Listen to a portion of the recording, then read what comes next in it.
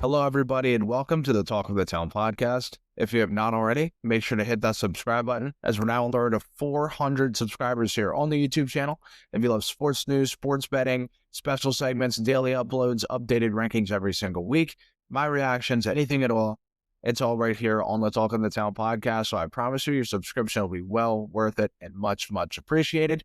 And speaking of special segments here today, we have Slips for Sundays. If you're not familiar with Slips for Sundays here on the YouTube channel, every Friday, I give you guys my best bets heading into this weekend for the NFL, the best games to bet on, and also some bet slips for those games as well. I also do a crazy bet at the end of the segment, which earns a little bit more money than some of the other bet slips I give you. So if you're feeling lucky this weekend, make sure to put in that slip if you feel like you want to earn a little bit more cash. And we're also going to be reacting to the Vikings versus Chargers Thursday Night Football game last night as well. So let's actually get right into that to start off the video. Vikings versus Chargers last night.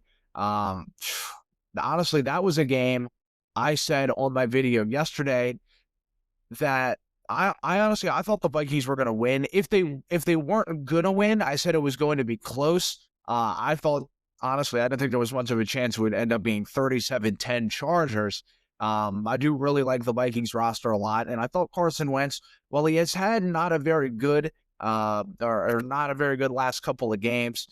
He has been serviceable in some moments, and I thought especially against a pretty injury-depleted Chargers team, they look a lot better tonight on primetime, but I guess not. I mean, they just got absolutely killed last night. It wasn't even close, and Carson Wentz looks worse almost every snap he gets on the field. Now, he was in some pretty bad pain last night. I mean, just about every time. I mean, he was getting crushed. And I will say this, as much as I do like the Vikings roster, now, I don't know if it necessarily has to do with Wentz and when McCarthy was playing. Do they hold on to the ball too long? Do they not get it out to their first read? Like, whatever it is, I don't know necessarily, but I don't know if it's the quarterbacks making the offensive line look worse, or whether or not the offensive line is just really disappointing this year. But I've not been too pleased with the offensive line for the Vikings. Now, again, it could be the quarterback, maybe holding on to the ball too long. I think Carson Wentz tries to improvise a lot of the times, and he makes a lot of really poor decisions. So I think some of that definitely is on him. But at the same time, I think that offensive line has definitely been a little bit disappointing for the Vikings this season. Definitely even when McCarthy was in there. Again, some of it probably is on McCarthy and Wentz, but at the same time, I noticed, man, I mean, they don't really have a lot of time to throw it all. But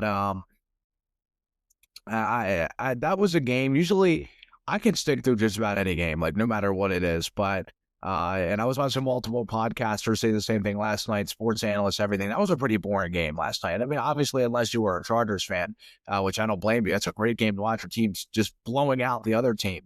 It's a fun watch. But for all the other 31 teams and fan bases in the league, it was not a great game to watch, especially if you were a Vikings fan last night. I mean, the Vikings were really never in that game, to be honest with you. They weren't. They really were never in that game.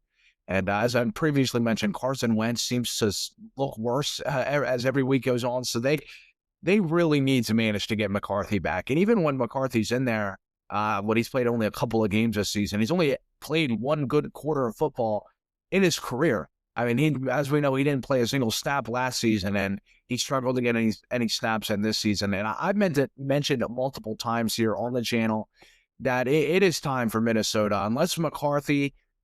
He has another a 9-game sample size now throughout the season, 9-10 games here, to really prove himself. Or else, I think Minnesota is going to move off of him this year, because I think Kevin O'Connell, well, he's a collected guy, he's a calm guy. You can tell by his decision to keep in Carson Wentz, even when everyone's like, "Hey, dude, this guy's playing like ass. Like, can we please take him out of the game?"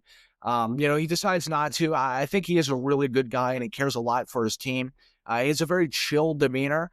But I think deep inside, Kevin O'Connell's going absolutely crazy. I think when he steps in his front door, when he goes home or steps in the hotel room on away games or wherever they're staying at, he's fuming. He is really pissed off, and he says things to himself that he probably wouldn't end up saying to his team or anyone else in the facility. But I know it's not even just O'Connell. I think a lot of the management the ownership, like they're probably pretty done with McCarthy. I think if they could go back to last year to having that 10th overall pick, uh, one of those members would sacrifice one of their children to not pick JJ McCarthy. I mean, that is going to go down as like a Trey Lance-ish pick. I mean, maybe not.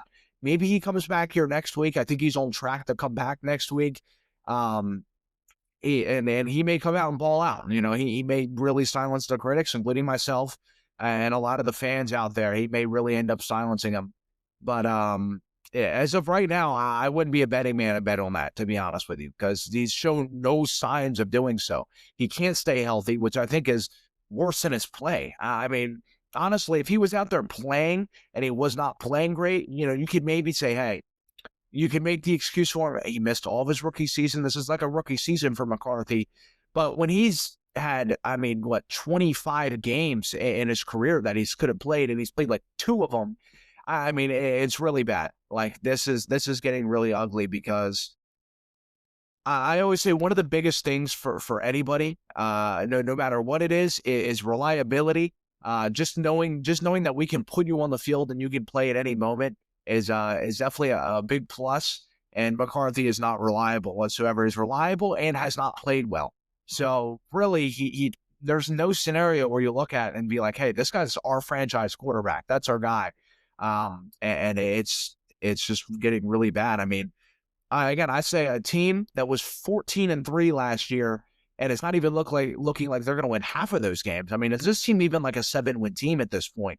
They're 3-4, and I think they can bounce back. But the quarterback play, a position you cannot have a vacancy at necessarily. They have a vacancy at right now. There is no signs of life at that position. So whether or not they go and if McCarthy ends up, this injury keeps lingering, it's bothering him, and they have to shut him down or whatever it is, I'd say the Vikings are in panic mode right now. I definitely say they are. As we're pretty much halfway through the season here, what are they, 3-4? So I definitely say the Vikings are in panic mode. I think I don't know who they could maybe necessarily trade for. I don't know if you can go another week with Carson Wentz. I really don't. I don't know. I don't think they're going to be able to pull like a Mac Jones off the 49ers, because I don't know. The Brock Purdy injury is still kind of weird. I don't know what his timeline is to come back necessarily, but I don't even know who they could get to play quarterback for him this season. If McCarthy can't come back, of course. It's looking like he's going to come back next week. But again, if he just comes in there and he really just stinks, I think they need to have a better backup. That's kind of my point.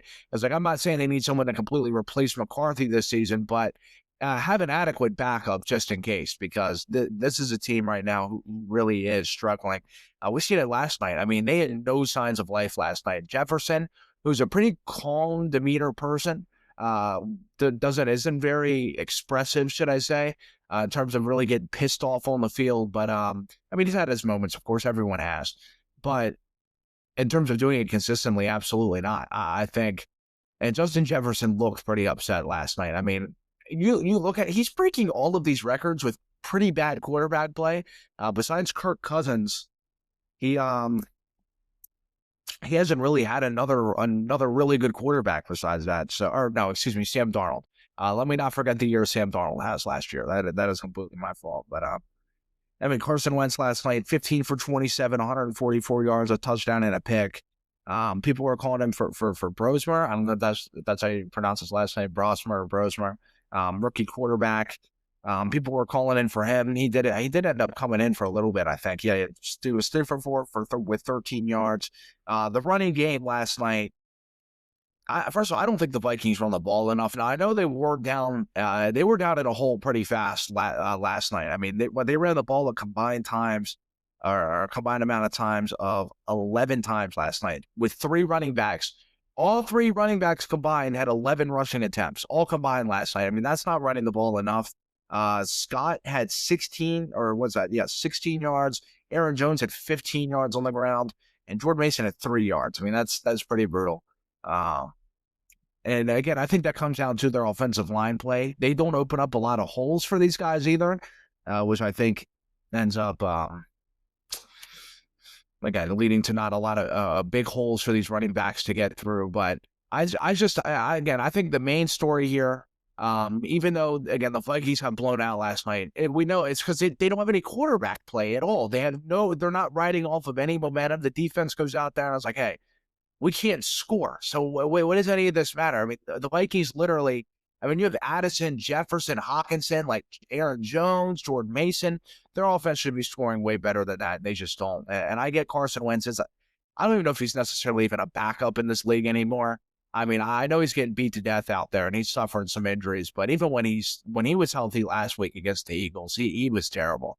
I know the score was close, but that first half Carson Wentz had was pretty brutal. But and I mentioned this with McCarthy as well, and some people, do defend him, and I get it, especially if you're a Minnesota fan, but it's definitely not the same as him getting drafted to, like, Trevor Lawrence getting drafted to Jacksonville.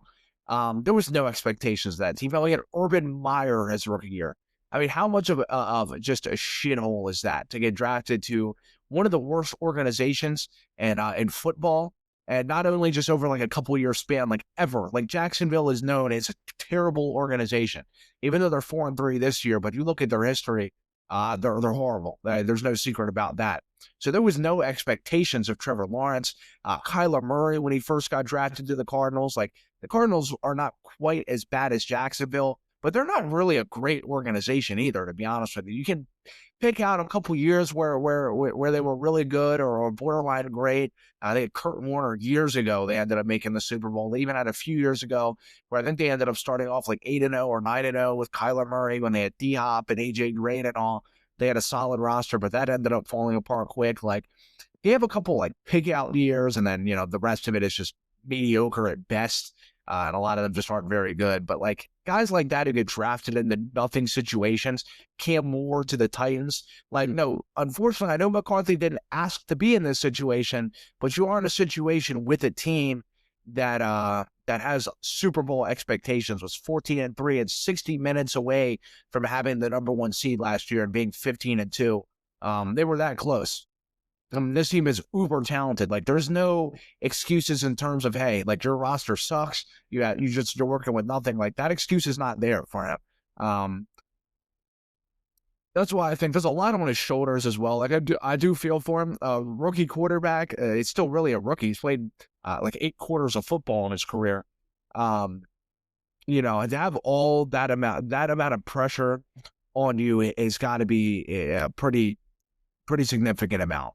And I think that definitely hinders his play. He has no confidence out there. He hears all this talk. He doesn't hear me talking necessarily, but he definitely hears very similar to what I'm saying. And it's a very Trey Lance situation. I mean, Trey Lance back in 2021 got drafted to a 49ers team. Now, they didn't end up trading 3 first-round picks to get J.J. McCarthy, but you get traded to a Super Bowl contending team that is a really good roster. You're kind of expected to just step in and kind of, take the team to new heights. And you don't really do so. You never get a chance to really develop. Like, you're just thrown in and expected to take your team to a Super Bowl. So I do get it for McCarthy as well. But this Vikings team, again, as I mentioned, is suffering at the quarterback position. And I know I mentioned McCarthy, but a lot, and he didn't even end up playing a snap at all last week or last night and last week and weeks before that. But he's the main story with this team. He's supposed to be the quarterback, and it just has not lived up, and this team is suffering because of it. But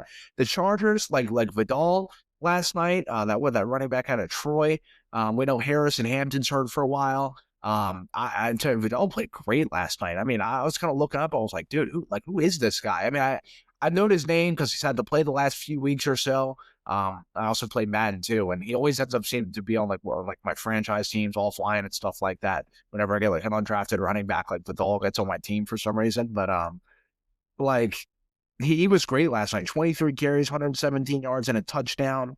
The running game was just really good for the Chargers last night. Justin Herbert ran for almost 100 yards last night as well. He looked really crisp passing. What worried me at the beginning, though, is that pick 6 was called back, which I think really ended up benefiting the Chargers, of course.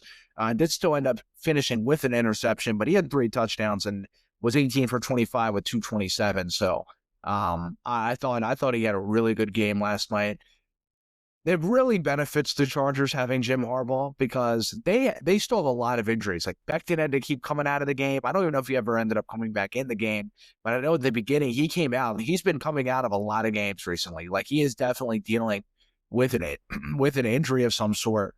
And to have a coach like Jim Harbaugh, when you have a lot of adversity, especially with a lot of injuries, to have someone like that to be able to work through adversities like that as best as you possibly can, especially when your team is kind of falling apart, when you lost 3 out of your last 4 games. So, I mean, your team is definitely not on the uptrend. Like, you guys are not really heading in the right direction, should I say, for the season. But that was a big win for the Chargers last night, especially with the Chiefs getting back on track. You know, they're right there in terms of leading the division. The Broncos are 5-2 as well. They're leading their division. So that division is a very tight race, and so is the playoff race in general. If they want any hopes at even just winning the division, they can't afford to lose a lot of games. They just can't. I think that division winner in that division is going to be 12-5, and second place is going to be like 11-6. So it's going to be a really tight race. So the Chargers pulling out wins like this last night, especially with Hampton will come back. We know Harris is out for the season. The receiving crew seems healthy. They seem good. Johnston was out a few weeks ago, but he's back. Especially, or what's his name too? Gadsden? Dude, this guy is really stepped up for the Chargers team here. Well, actually, no, I don't think Quinn Johnston did not play last night. If he did play, he didn't end up recording a stat, but I don't think he did end up playing.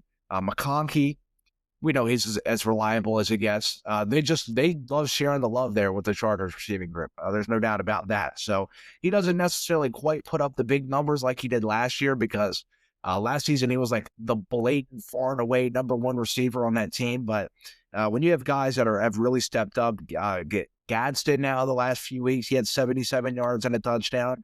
Keenan Allen, who Justin Herbert loves, no matter if Keenan Allen was 50 years old out there on the football field, they still make it work somehow. So, yeah, really good win there for the Chargers last night. I thought they took advantage of a pretty shaky Viking situation last night. And, yeah, they played great. And that's great to see if you are a Chargers fan. So, yeah, let's move on to slips for Sundays here.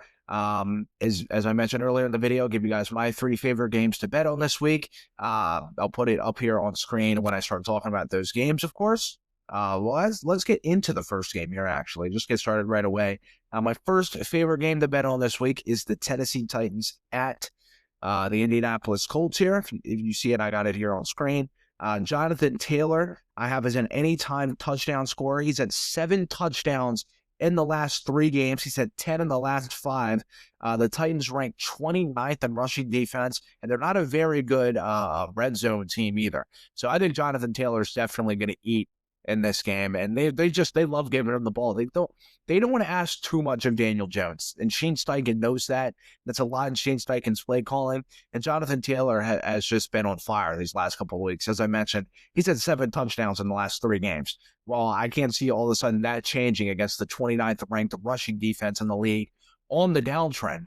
They're like the Titans continuously get worse every week. Against the Patriots last week, they actually came out to a hot start, especially with their new interim coach, Mike McCoy. Then it fell apart at the end of the second quarter and so on. So, yeah. And then I have Tyler Warren, 70-plus receiving yards for this game. He averages 62.7 yards per game, but the Titans defense ranks 19th in yards to tight ends. So, again, I don't really think the Titans secondary is great, to be honest with you. They're kind of getting banged up now midway throughout the season, and they continuously get worse. They did have a good start. The Titans defense was actually pretty good to start out the season, but they're starting to get worse as the weeks go on. And Tyler Warren is getting better as the weeks go on. So I'm definitely going to take, I guess, in terms of the over on his receiving yards, he averages about 63 a game. I'm taking the 70 plus because I think him and Jonathan Taylor are going to be really on fire this game. Especially, I like what the Colts are doing with Tyler Warren. They like using him off the block. You know, they'll use him the block, and he goes right out. No one's like within 5 or 10 yards from him. This is against some of the best defenses in the league.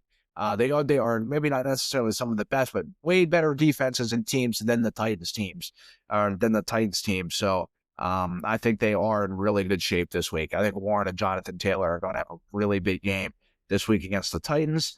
I'm going to take the spread. 14.5 seems a little large, but as I mentioned, the Titans, their offense stinks. They can't score at all, really. And this Colts defense has been really, really good. And their pass rush has been some of the best in the league. And Cam Ward has been under extreme duress. And I don't think that's going to change against the Colts, divisional opponent especially. The Colts are 5-2 against the spreads this season, which ties them for number 1 in the league. They're tied for first in terms of record against the spread. So, and they're also all-time against the Titans. They're 33-25-1. So they do have the upper hand all-time and this season. So I'm definitely going to take it this week. A team that's on fire right now, playing extremely well, coming off a big win against the Chargers. What we seen last night is not a joke of a team. Like, they're a really good team still, even with their injuries. So I think the Colts are going to absolutely destroy the Titans this weekend, to be honest with you. And then I have Daniel Jones, 230 plus passing yards. He averages 255.7 yards per game this season. The Titans defense does rank right in the middle of the road. They rank number 14 in the league. They average about 210. As I mentioned, Daniel Jones averages about 255.7. And when I have him at 230 plus. So figure, hey, take right there, slash him right in the middle, take him for 230 plus. So this bet gets you $10 for $58.50. Again, I'm a bettor where I like, you start pulling out those little kind of chippy wins like that, and you make $48 off of that bet. Those add up, especially if you hit on all 3 of these this weekend. Next game that I really like as well, I like the Jets versus the Bengals. Look, the Jets are a dumpster fire, the worst team in the NFL. They have the worst record. Again, they get worse every single week. And Aaron Glenn has had some really weird press conferences this week in terms of who he's going to start at quarterback. Like, he has no idea. Or he does, he knows, but he's going to make sure to put the Bengals at a disadvantage of not letting them know who he's going to start. I put a lot of money that he's probably going to just start Tyrod Taylor, because you're going to start Justin Fields, and why are you going to, I don't know. I went over that yesterday in my video, if you want to go back and watch. But I'll put the slip up here on screen. I got the Jets and the Bengals. I took the Bengals. I did take the spread at -6. The Bengals' record against the spread this season is 3-4. But at home they are 2-1. The Jets are 1-1 against the spread away as well. But again, as I mentioned, they have no Sauce Gardner this week. They might not have Garrett Wilson as well, as they didn't practice again. So again, this Bengals defense isn't necessarily great, but this Jets offense is even worse. This Jets offense is terrible, especially when now they're going to probably miss Garrett Wilson this week.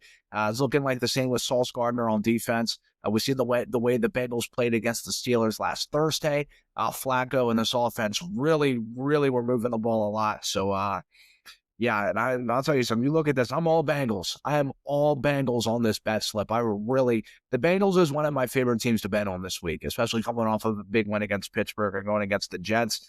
I do have Flacco at 2+ passing touchdowns here on this slip as well. He does average 1.2 touchdowns per game. Now, I was looking up the stat.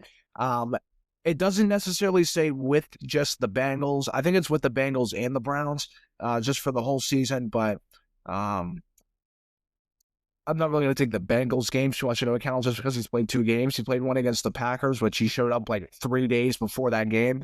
And then when he actually had some time to practice to kind of get used to the team, he played really well with the Bengals against the Steelers on primetime.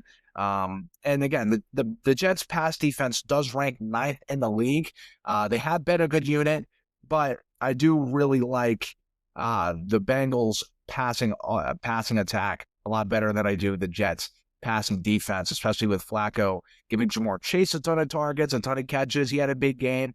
And again, no Sauce Gardner. Again, people say Sauce Gardner has gotten worse every year, which is kind of true. He definitely does not look as good as he did a few years ago, but Gardner is one of the worst tackling corners in the league, but also he's not there this week at all. So you take that away in terms of coverage. He's really good in zone as well, or man, I forget which one it is. But yeah, you just take him away in general, and that definitely opens up for T. Higgins, Jamar Chase a ton especially with the team not playing great. So yeah, I'm going to take Joe Flacco 2+ passing touchdowns. I'm going to take Jamar Chase 100+ receiving yards. He averages 89 point yards per game, but again, as I mentioned, no Sauce Gardner. That secondary is getting pretty banged up heading into this week, and Joe Flacco and Jamar Chase seem to have some sort of connection, and he feeds him the ball a ton. He had over like 20 targets against the Steelers. He had 16 catches.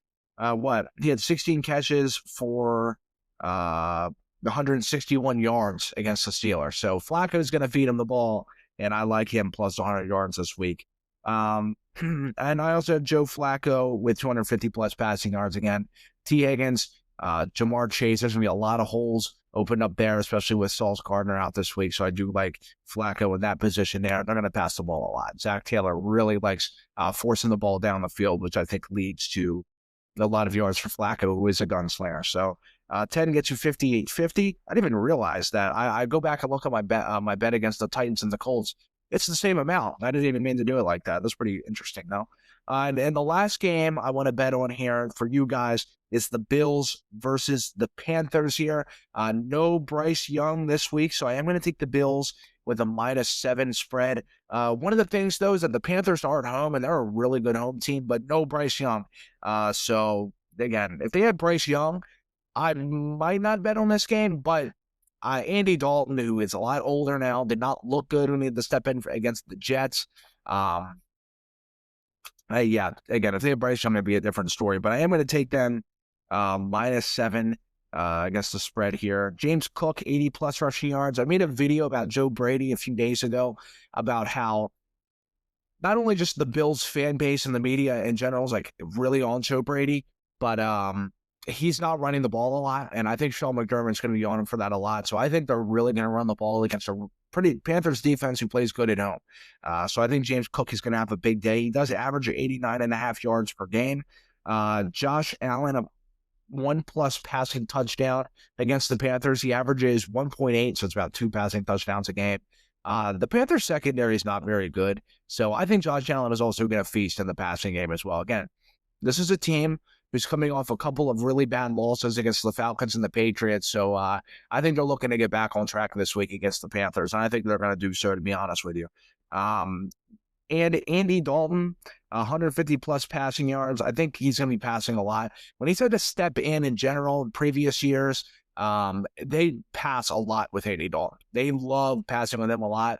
Even though they have been using Dowdle and Hubbard, and they've been great for him, they do like passing a lot with Andy Dalton. I don't know why necessarily, but they do love doing so there. And I think they're going to do so, especially playing down against the Bills. I think they're going to be playing for behind. So that's going to lead to Andy Dalton. They're going to want to push the ball more downfield there as well. So I think it's going to get 150+ passing yards. Also, besides last week when he stepped in, he's actually been good when he stepped in and thrown for a lot of yards against other times in previous spots with the Panthers as well. Then I have James Cook as an anytime touchdown scorer. Again, as I mentioned earlier, that they're going to run the ball a lot with James Cook, I feel like, especially with Joe Brady kind of on the hot seat there as offensive coordinator. It's weird. He's on the hot seat, but he's also in head coaching positions. It's very weird for Joe Brady there right now. But that is it for that bet here today. That's my third favorite bet of the day today. And again, I looked at it. It's 59.50. I did not mean for these bets to all be like so similar in terms of money. That's actually pretty interesting. I just realized that.